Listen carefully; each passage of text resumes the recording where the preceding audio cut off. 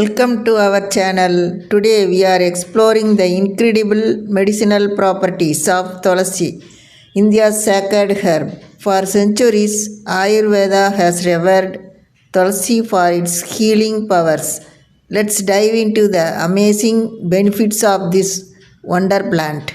Thulasi or holy basil is a sacred plant in Hinduism. Its botanical name is Ocimum sanctum. This fragrant herb is native to India and has been used for centuries in traditional medicine, cooking, and spiritual practices. Medicinal properties. Tulsi's medicinal properties are impressive.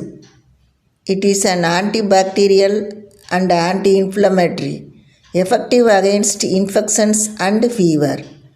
An antioxidant protects against cell damage and cancer.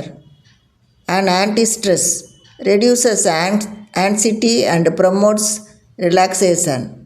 An immune booster enhances body's natural defense. Digestive aid relieves digestive issues and bloating. Tulsi's health benefits are numerous. Respiratory issues relieves cough, cold, and bronchitis.